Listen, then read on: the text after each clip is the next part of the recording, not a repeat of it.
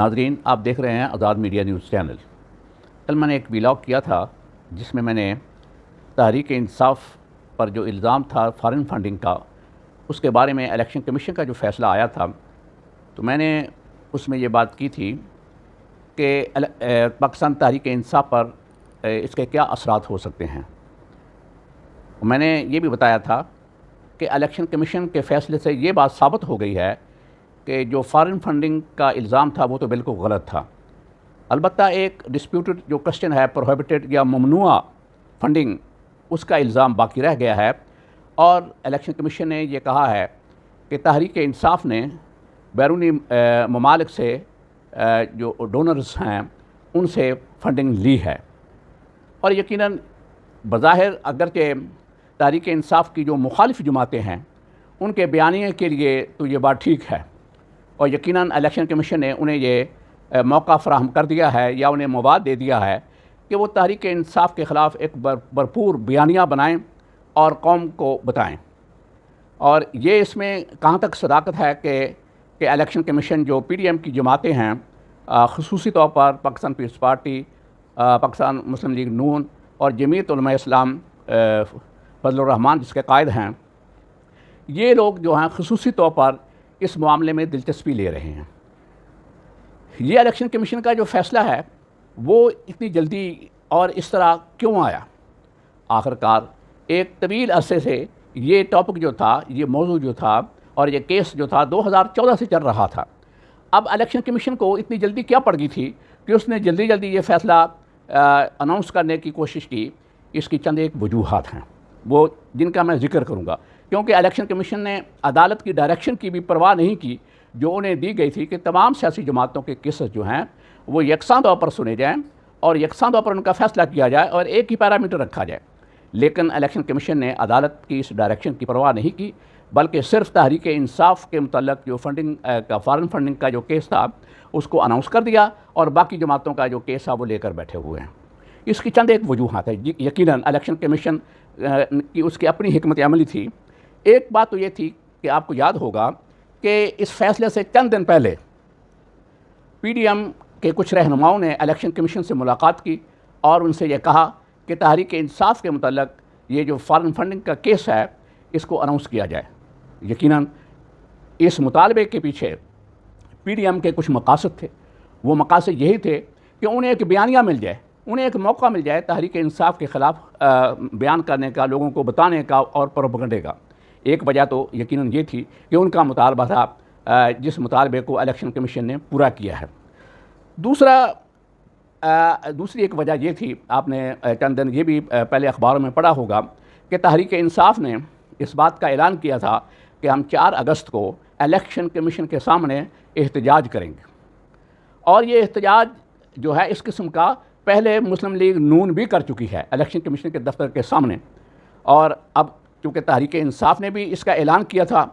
کہ وہ election commission office کے سامنے اپنا احتجاج ریکارڈ کرائے گی کہ ہمیں الیکشن کمیشن پر اعتماد نہیں ہے اور الیکشن کمیشن سے انصاف کی توقع نہیں ہے، کیونکہ پہلے بھی کئی ایسے کیسز آئے ہیں جن کے اندر تحریک انصاف کے خلاف ڈیلیبریٹلی فیصلے کیے گئے ہیں اور الیکشن کمیشن نے کوشش کی ہے کہ تحریک انصاف کو نقصان پہنچایا جائے۔ مثلا ان میں آپ کو ایک کیس صرف بتاتا ہوں کہ جب 25 ارکان پنجاب اسمبلی سے ڈسکوالیفائی ہوئے، ڈی سیٹ ہوئے، تو ان کے اندر 5 ریزرو سیٹ تھی جو خواتین کی مخصوص سیٹیں تھیں، اور جن کا ایک طریقہ کار ہے، قانون ہے کہ جب کوئی ایسی سیٹوں سے کوئی خاتون یا مرد وہ جب ڈسکوالیفائی ہوتا ہے یا ڈی سیٹ ہوتا ہے تو آٹومیٹیکلی نیکسٹ جو ان کا اس جماعت نے نام دیا ہوا ہوتا ہے، آلریڈی دیا ہوا ہوتا ہے، ان کی لسٹ کے اندر موجود ہوتا ہے، تو ان کو نوٹیفائی کیا جاتا ہے۔ لیکن الیکشن کمیشن نے دانستہ طور پر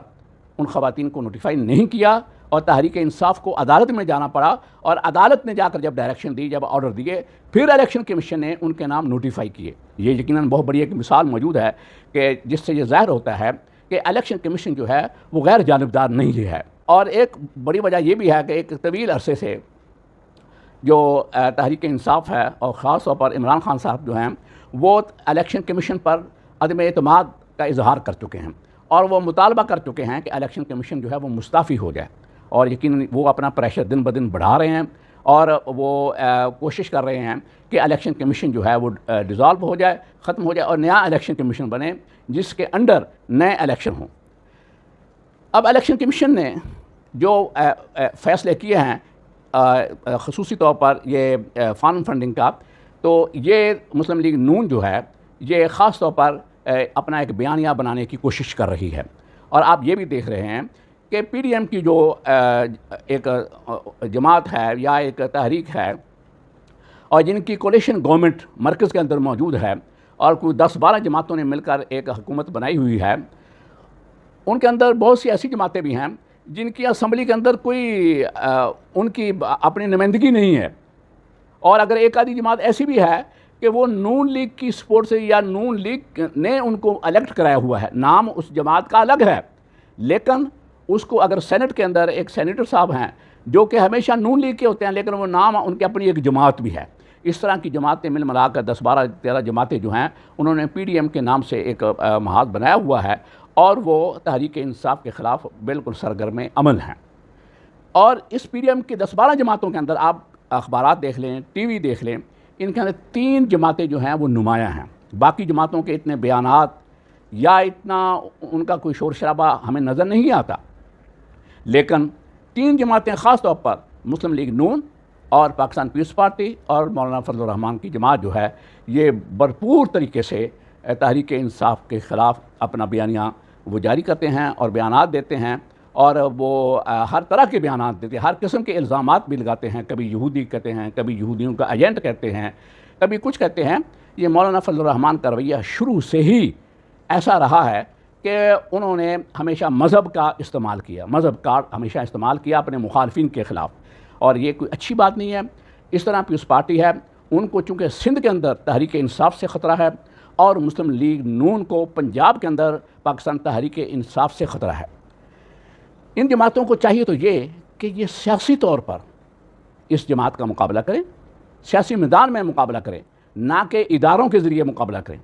یہ کوشش کر رہی ہیں، یہ جماعتیں جو ہیں، پی ڈی ایم کوشش کر رہی ہے کہ اداروں کے ذریعے اپنے مقاصد حاصل کیے جائیں، اداروں کے ذریعے تحریک انصاف کو سنب کرنے کی کوشش کی جائے۔ یہ رویہ اچھا نہیں ہے، یہ مناسب نہیں ہے۔ جب آپ سیاسی میدان میں ان کا مقابلہ نہیں کر سکتے تو پھر آپ دوسرے طریقوں پر آ جاتے ہیں، اور یہ جو اب ایک فارن فنڈنگ کا جو کیس کا اس کا فیصلہ آیا ہے، اب آپ دیکھیں اس کے اندر بہت سے ایسے لوگ ہیں جو پاکستانی ہیں، پاکستان نیشنلٹی رکھتے ہیں، پاکستان کی فرمیں ہیں، لیکن الیکشن کمیشن نے ان کے نام فارن فنڈنگ میں ڈالے ہوئے ہیں۔ یہ کتنا بڑا یعنی کہ ایک قسم کی کمی ہے، اور یہ فیصلہ جو ہے غلطیوں سے بھرپور ہے، اور جب یہ عدالتوں میں جائے گا اور وہاں پر ڈسکس ہوگا تو الیکشن کمیشن کی کیا عزت رہ جائے گی، کیا وہاں پر جواب دیں گے؟ انہیں وہاں پر کوئی جواب نہیں ملے گا۔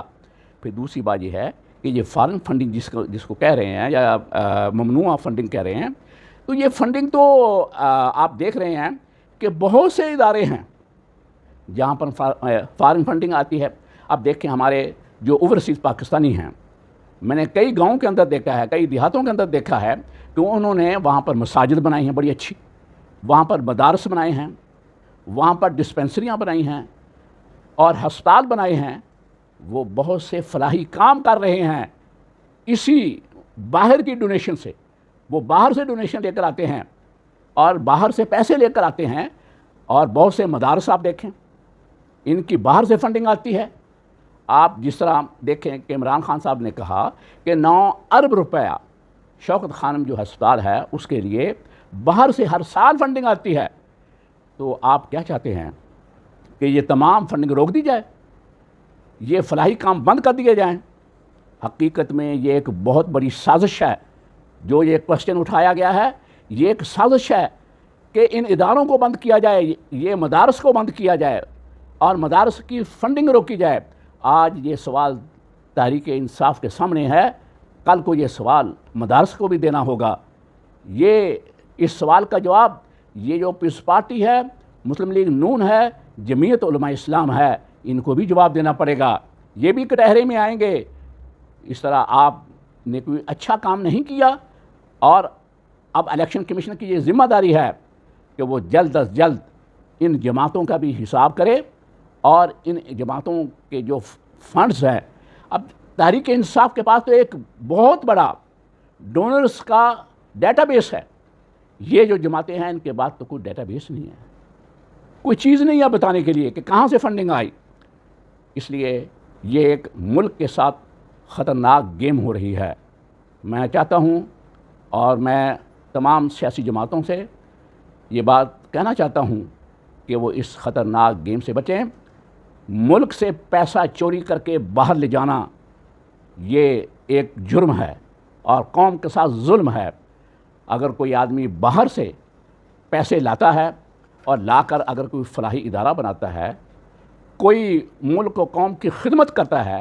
آپ اسے روکنا چاہتے ہیں، آپ ملک کا نقصان کرنا چاہتے ہیں۔ مجھے امید ہے کہ یہ ادارے ہمارے جو وہ ادارے، چاہے الیکشن کمیشن ہے، عدلیہ ہے یا دیگر ادارے ہیں، وہ ایسی چیزوں پر ضرور غور کریں گے اور انہیں اس گیم کا حصہ نہیں بننا چاہیے۔ شکریہ۔